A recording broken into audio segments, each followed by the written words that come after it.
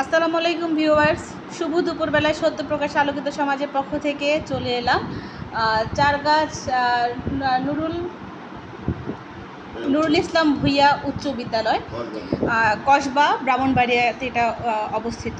এখানে আমার সামনে উপস্থিত আছেন আমাদের সিনিয়র শিক্ষক। স্যার, আপনার নামটা পুরোটা বলুন। আমার নাম মাওলানা মোহাম্মদ জামালুল্লাহ। আচ্ছা স্যার, আমরা আমাদের প্রধান শিক্ষক যিনি মুজিবুর রহমান স্যার আছেন, উনি একটি গুরুত্বপূর্ণ মিটিংয়ে আছেন, যার কারণে আপনার সাক্ষাৎকারটা উপজেলা ইউনিভার্সিটি ডিসি স্যারের মিটিংয়ে আছেন, যার কারণে আমরা আপনাকে পেয়েছি। অত্যন্ত খুশি এবং আপনাকে ধন্যবাদ জানিয়ে শুরু করছি আমাদের অনুষ্ঠান। আমি আপনাকে মোবারকবাদ ধন্যবাদ। স্যার, আমি আপনার কাছে জানতে চাচ্ছি যে এই বিদ্যালয়টি কত সালে স্থাপিত হয়? 1944 সালে। আচ্ছা স্যার, আপনি এখানে কবে শিক্ষক হিসেবে জয়েন করেন?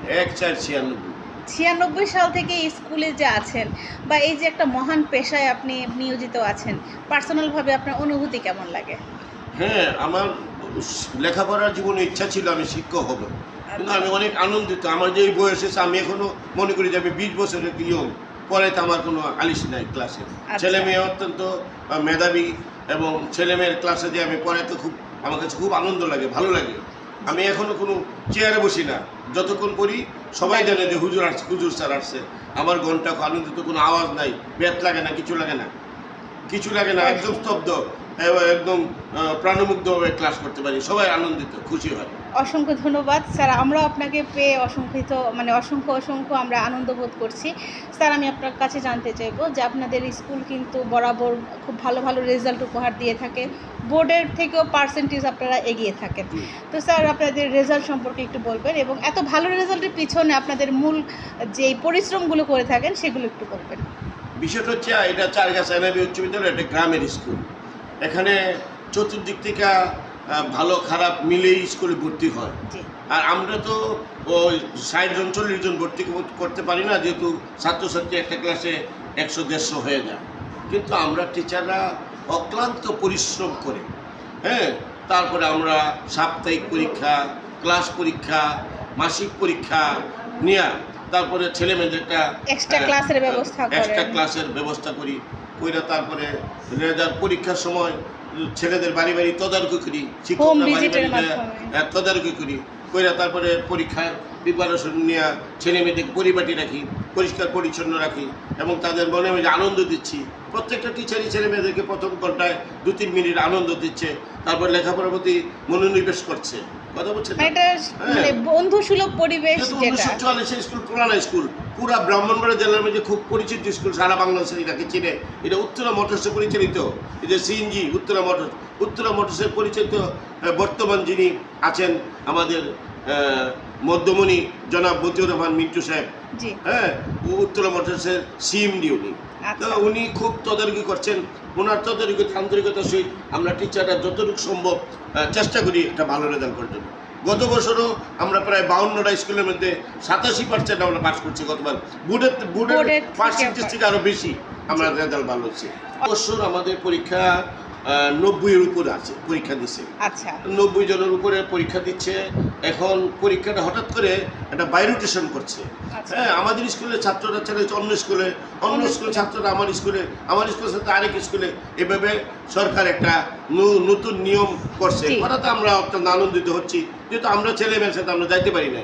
আমাদের ছেলেমেয়েরা অন্য টিচাররা ডিউটি করছে। তারপরে পরীক্ষা দেওয়ার পরে অন্য স্কুলের টিচাররা বলছে, আপনারা কিভাবে ছেলে মেয়েকে পড়ান? আপনাদের ছেলে মেয়ের লেখা তো সুন্দর, আপনার ছেলে মেয়ে গাল ধরে না, এত সুন্দর করে পড়ে।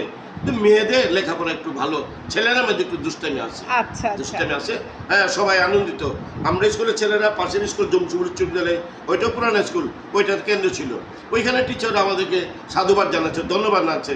যেমন ওইখানে যারা প্রশাসন ছিল, ম্যাজিস্ট্রেট ছিল, ইউনুসার ছিল, যারা ছিল, বলছে চারগাছ এনআইবি উচ্চ বিদ্যালয়ের ছাত্রছাত্রীরা পরীক্ষা দিচ্ছে, তাদের ঘাড়লার নেই, তাদের মেধা দেওয়ার যোগ্যতা পরীক্ষা দিচ্ছে। হলো আমাদের যিনি প্রধান শিক্ষক জনাব মুজিবুর রহমান সাহেব, উনি বিএসসি, এমএসসি এবং বিএড এবং উচ্চশিক্ষিত মেধাবী ছাত্র। উনি জানেন কীভাবে স্কুলটা চালাতে হবে। আমাদের স্কুলের শিক্ষক থাকার কথা বলুন 15 জন, আমরা আছি 8 জন। এটা এনটিআরসি থেকে শিক্ষক নিয়োগ দেয়, তো এই জন্য কমিটি নিয়োগ দেয় না। তবু আমরা 8 জন 10 জন টিচার দেওয়া স্যারে যথেষ্ট আমরা প্রতিদিন 7টা ক্লাস করতে হয়, 8টা ক্লাস করতে হয়, একজনের একজনই করতে হয়। এই যে আজকে আমি নিজে একাধারে 4 ঘন্টা করছি, বিরতির আগে ঘন্টা করছি। ছেলেমেয়েরা আন্তরিকতা, কোনো আওয়াজ নাই, নীরব, আমরা ওই পরিবেশ করে নিয়েছি। অভিভাবক প্রথম মিটিং করছি, 6-এ ভর্তি হওয়ার পরে তাকে একটা পুশিং দিচ্ছি যে তোমরা কোনোদিন মোবাইল ব্যবহার করবে না, এবং তাদেরকে আমাদের মতো আমাদের স্কুলের প্লেজে নিয়ে আসছি।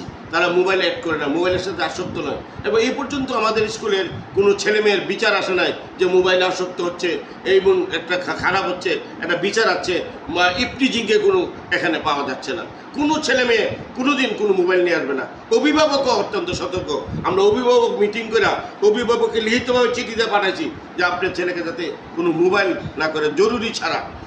টিচাররা স্পেশাল মোবাইল আছে, এই মোবাইল থেকে সে বাড়িতে ফোন দিবে, এবং প্রধান শিক্ষক বলবে আপনার মেয়ে অসুস্থ হয়েছে, আপনার মেয়ে এই সমস্যা হয়েছে, আপনার এই ছেলে এই সমস্যা হয়েছে। প্রধান শিক্ষক এবং আমাদের একটা 3জন কমিটি করছেন, কমিটির মধ্যে এই কমিটির চেয়ারম্যান আমাকে করছেন। আমার দ্বারা যে দাদা উপকার করার তা করি কোনো ক্ষতি হচ্ছে না। এই স্কুলের কোনো সুনাম ছাড়া বদনাম নেই। আমাদের ছেলেরা খেলাধুলা প্রথম আমরা উপজেলাতে ফার্স্ট হই, তারপরে জেলাতে ফার্স্ট হই, কুমিল্লা অঞ্চলে ফার্স্ট হই, চট্টগ্রাম বিভাগে ফার্স্ট হই, তারপর ঢাকা জাতীয় আঞ্চলিক খেলা পর্যন্ত আমরা করি। হলো আমি একজন টিচার, আমার বাড়ি এলাকা, আমার বাবা, আমরা 5 ভাই, 5 ভাই MA পাস, আমার ওয়াইফও MA পাস, আমার 2 ছেলে মেয়ে। এই এরা 1 থেকে 10 পর্যন্ত স্কুলে রুল 1 ছিল। বড় ছেলে ঢাকা বিশ্ববিদ্যালয়ে ফিজিক্স অনার্স পড়ে, ছোট ছেলে পড়ে ঢাকা রেসিডেন্সিয়াল, এই স্কুলের ছাত্র, এই শিক্ষকদের ছাত্র।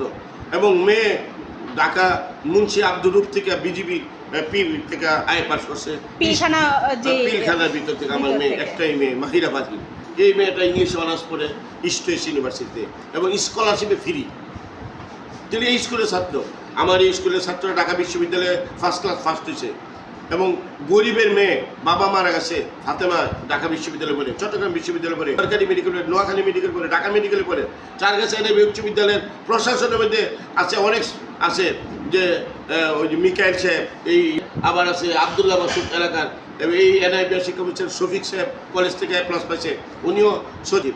এভাবে অনেক পুলিশ প্রশাসনে, তারপরে প্রত্যেকটা ডিপার্টমেন্টে, আর্মি বিডিআর, এই যে মুস্তাক লেফটেন্যান্ট করে আমার ছাত্র, হ্যাঁ, এই স্কুলের ছাত্র। এটা আপনাদের একটা গর্বের বিষয়। আমাদের গর্ব। ছেলেরা তখন আইসা সালাম করে, আমরা অত্যন্ত খুশি হই যে আমরা যা দিচ্ছি।